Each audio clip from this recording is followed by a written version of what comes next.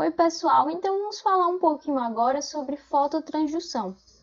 Então, a fototransdução consiste em você transformar um estímulo luminoso em um sinal celular, que vai ser codificado pelas células e vai informar algo para o nosso córtex cerebral. Para podermos conversar sobre a sinalização que rege a fototransdução, nós temos que ter uma noção básica, pelo menos superficial, da estrutura mesmo do olho humano. Então, o olho humano ele é basicamente dividido em 3 compartimentos.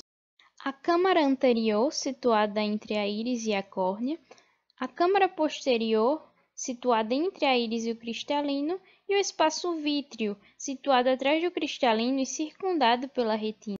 Então, nós podemos citar algumas estruturas, como a nossa esclera. Nós vamos ter a primeira lente, a primeira estrutura que faz a refração do estímulo luminoso, que é a córnea. Nós também vamos ter, a partir daí, a nossa íris, né, que é efetivamente que dá a coloração. Nós vamos ter também outra lente pela qual o estímulo luminoso, os fótons passam e há uma refração para que esse sinal seja transmitido para a retina, que é o cristalino. E aí esse estímulo luminoso, portanto, segue esse caminho para culminar na nossa retina. Então, a retina é o local onde esses raios luminosos efetivamente vão culminar e é o nosso ponto de estudo principal no dia de hoje. E a parte da retina, onde nós vamos ter fototransdução, processamento dos sinais oriundos da fototransdução, a transmissão desse sinal na forma de um potencial de ação que vai transmitir informações para o córtex por meio do nosso nervo óptico, numa via bem complexa que nós não vamos poder falar no dia de hoje. Então, vamos falar agora no que realmente interessa para a aula de hoje, que é a retina, né? A retina é efetivamente oriunda do sistema nervoso, é um tecido neural.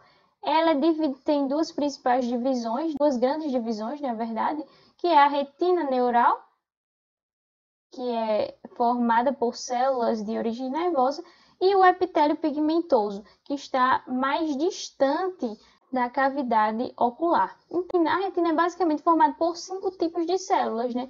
Os fotorreceptores, os cones e bastonetes, né? Células horizontais, células bipolares, células amácrinas e célula ganglionar. Além disso, nós temos também uma célula da glia muito particular da retina, que é a célula de Miller, né? Que não é tão falada. Então, essas células vão se organizar a fim de formar umas camadas, né? Há autores que dizem que são 10 camadas, contando com o epitélio pigmentoso, né? E aí há essa organização, mas o não é importante para a gente saber o nome dessas camadas, que isso é mais um aspecto histológico, mas é importante saber que há essa organização e que, especificamente, os fotorreceptores eles vão estar mais distantes do lúmen. Então, a luz vai ter que percorrer todas as células para poder chegar aos fotorreceptores, que realmente vão ser as unidades que vão transformar essa energia luminosa em uma energia em sinais celulares efetivos. E aí nós temos 2 fotorreceptores, que vão ser os cones e bastonetes. E eles são divididos estruturalmente em segmento externo, segmento interno e terminal sináptico, tanto o bastonete quanto o cone. O segmento externo vai ser repleto dos chamados discos membranosos. E esses discos membranosos é onde nós teremos unidades que vão promover a fototransdução efetivamente, que são os fotopigmentos. No caso, além disso, o segmento interno vai ser a porção em que nós vamos ter todo o aparato celular para o funcionamento, né? Que vão ser as mitocôndrias e o núcleo. E o terminal sináptico, né? Onde nós vamos ter a liberação de neurotransmissores. E um aspecto importante também é que os bastonetes vão ser responsáveis pelo caráter escotópico da nossa visão, ou seja, são os bastonetes que nos permitem enxergar em baixos níveis de luminosidade, enquanto os cones nos permitem uma visão fotópica, caracterizada pela distinção das cores, né? E aí eu faço um questionamento para vocês. Então, vamos supor que a luz chegou, passou por todas as câmaras que existem no olho e chegou na retina e chegou aos fotorreceptores. Então, vocês acham que essa luz, promoveu o quê? Nesse fotorreceptor, ela promoveu uma despolarização e, consequentemente, a liberação de neurotransmissores, ou ela gerou uma hiperpolarização e não houve liberação de neurotransmissores.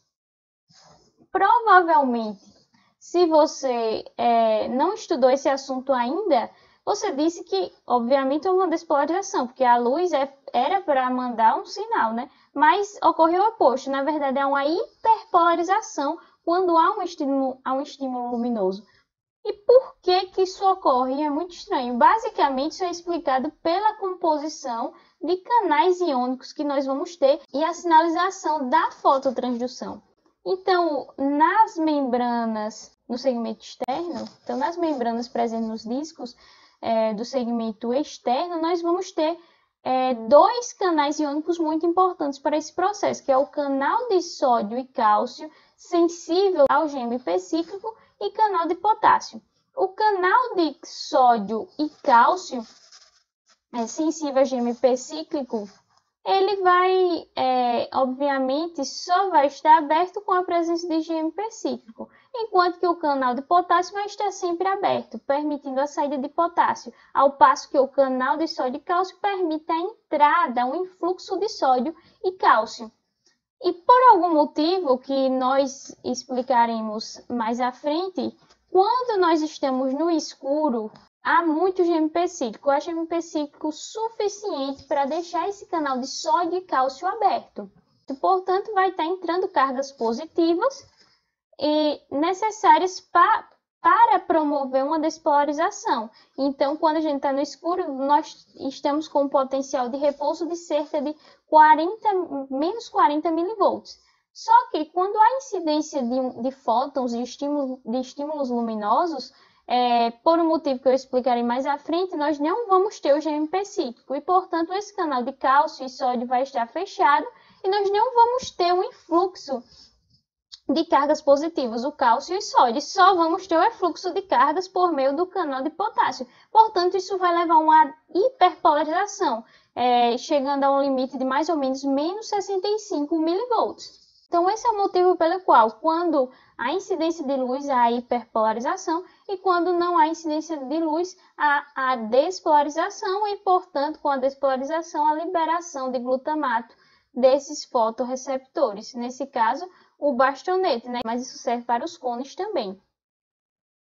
Então, agora vamos falar sobre o fotopigmento.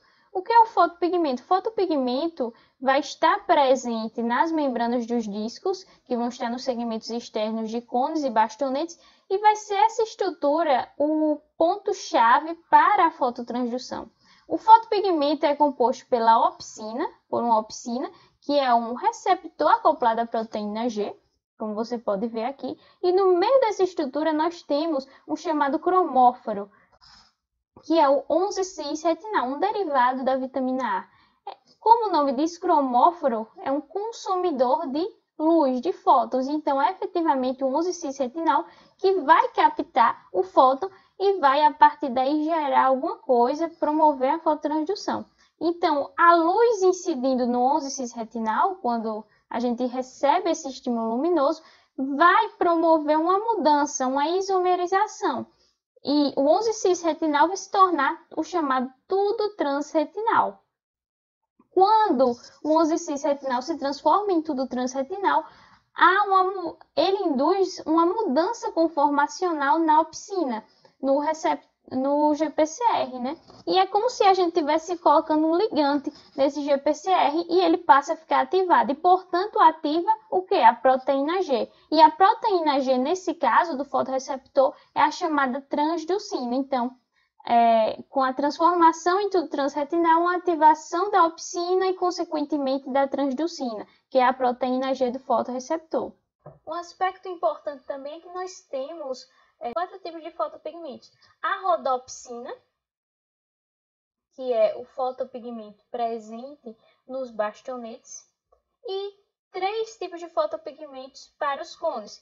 Primeiro é um fotopigmento que é capaz de absorver comprimentos de ondas curtos, fotopigmento que consegue absorver comprimentos de ondas médios, e fotopigmentos capazes de absorver comprimentos de ondas longas. Então, 4 fotopigmentos. Nesse caso, eu vou demonstrar a sinalização da rodopsina, mas isso se aplica aos demais fotopigmentos também. Então, aqui nós vemos a sinalização, né? Então, vamos com calma. Então, a luz transformou o uso cis-retinal em tudo transretinal e houve, consequentemente, a ativação da proteína G, que é a transducina. Houve a troca de GDP por GTP, então, na subunidade alfa, e aí houve essa ativação. Nesse caso, o que é que vai ocorrer quando a ativação dessa transducina, a inserção desse GTP? No caso desse fotopigmento, a associação entre a proteína alfa e GTP vai promover a ativação do que nós chamamos de fosfodiesterase. O que é uma fosfodiesterase? E nesse caso é uma fosfodiesterase de GMP cíclico. Ela vai fazer o oposto da guanililciclase. No caso do GMP cíclico, ela, ao invés de transformar um GMP em GMP cíclico, ela vai hidrolisar o GMP cíclico. E, portanto, ela vai diminuir a concentração de GMP cíclico que a gente vai ter nessa célula, né? Nesse fotorreceptor. Portanto, a ativação do fotopigmento, ativando a fosfodiesterase, vai diminuir a quantidade de GMP cíclico que você tem nessa célula. E, portanto, diminuindo a quantidade de GMP cíclico, o que é que vai ocorrer? Vai haver fechamento do canal de cálcio e sódio. Então, ele vai perder o GMP cíclico e vai ficar fechado. E, portanto, não vai ter mais entrada de cargas positivas, havendo uma hiperpolarização. Então, isso é o que ocorre basicamente. Mas é necessário que esse processo não seja eterno, né? É necessário que haja mecanismos para reverter e adaptar essa célula, porque vamos pensar, nós estamos numa região que está escuro e de repente ficou claro. Obviamente houve uma hiperpolarização, só que agora a gente vai ficar durante muito tempo com o mesmo nível de luminosidade. Os nossos fotorreceptores têm que se adaptar a isso. Tem que acontecer o que nós chamamos de adaptação ao claro. Ou seja, os nossos fotorreceptores têm que, de certa forma, voltar a um estado de repouso, em que eles voltem a despolarizar um pouco. Para que quando vier mais luz, uma luz mais intensa ainda, ele seja capaz de responder. Porque se ele ficar hiperpolarizado totalmente com essa luz, quando vier uma luz maior ainda, ele não consegue responder a isso. Então, tem que haver uma adaptação ao claro. Então, quem é que possibilita a adaptação ao claro? O cálcio. Por que o cálcio promove essa adaptação ao claro? Basicamente, a gente lembra que entra cálcio com sódio. A gente sabe que o cálcio é o segundo mensageiro, então ele é capaz de fazer muitas coisas na célula. Então, uma das coisas que o cálcio faz quando ele está presente, ou seja, quando a gente está no escuro, né, é inibir a guanilato ciclase. Então, ele inibe a guanilato ciclase para que não haja muito GMP cíclico sendo produzido, para que não haja uma ativação excessiva dessa via. Ao mesmo tempo, o cálcio também vai inibir o que nós chamamos de rodopsina quinase. E eu espero que vocês lembrem da última aula da semana passada, que é a aula de dessensibilização de receptores. Então, eu falei que há uma quinase do receptor acoplado à proteína G, né? Que é a GRK. Então, basicamente, quando esse receptor é ativado, a GRK promove fosforilação e isso vai atrair a restina, né? E a restina vai inibir a ativação continuada da transducina, dessensibilizando e inativando esse receptor. A rodopsina quinase vai ser uma GRK específica da rodopsina. Então, o cálcio, quando está presente, ele inibe a rodopsina quinase e, portanto, inibe que o fotopigmento seja inibido. Então, são duas atividades. Agora, quando nós temos a luz, há uma hiperpolarização e não há presença de cálcio, há a diminuição da quantidade de cálcio. e, portanto, o cálcio deixa de ter esses efeitos inibitórios. Então, a guanilato ciclase vai estar sendo ativada normalmente, ela vai estar presente e vai promover a produção de grande quantidade de GMP cíclico e, ao mesmo tempo, a rodopsina quinase não vai estar sendo inibida.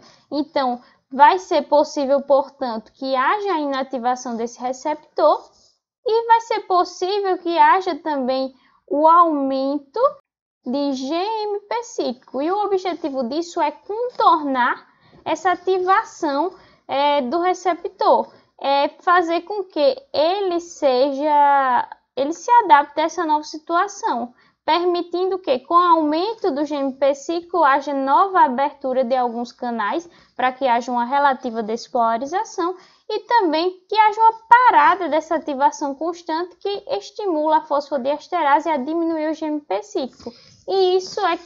E nisso que consiste a adaptação ao claro que nós temos, e tudo isso graças ao cálcio.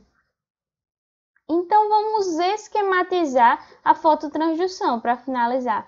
Então, a luz ela vai promover a conversão do 11-cis-retinal em tudo transretinal, de forma que vai haver uma ativação da opsina e, portanto, da transducina. A partir da ativação da transducina, nós vamos ter uma ativação da fosfodiesterase pelo mecanismo que eu falei, e a fosfodiesterase vai diminuir a concentração de GMP cíclico na célula. Com isso, vai haver o fechamento do canal de sódio e cálcio, e com isso vai culminar numa hiperpolarização. E nisso que consiste o efeito que a luz vai ter nos nossos fotorreceptores. Só que é necessário que haja um balanceamento entre esse processo. Então, é necessário que esse processo acabe e haja uma adaptação ao claro. Acabe não, né? Que nós nos acostumemos com a luz que estamos expostos. Isso vai se dar pela diminuição da concentração de cálcio intracelular, que vai fazer com que essa diminuição do cálcio vai culminar numa maior atividade da rodopsina quinase, que é uma GRK, e isso vai promover uma inativação da transducina, de forma que o fotopigmento vai ser menos ativado por aquela luz. E, ao mesmo tempo, a diminuição do cálcio vai aumentar a atividade da guanilato ciclase ou guanilil ciclase e vai haver maior produção, maior concentração de GMP cíclico, promovendo nova abertura de canais de sódio e cálcio nesse fotorreceptor. E, portanto, vai haver uma adaptação ao claro. Então, eu espero que vocês tenham compreendido.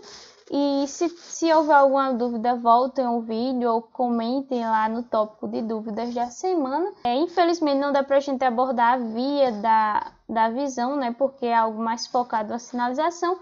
Mas se você quiser estar dando uma revisada, se você já passou pelo P3, é muito interessante para memorizar. Então, muito obrigada por assistir.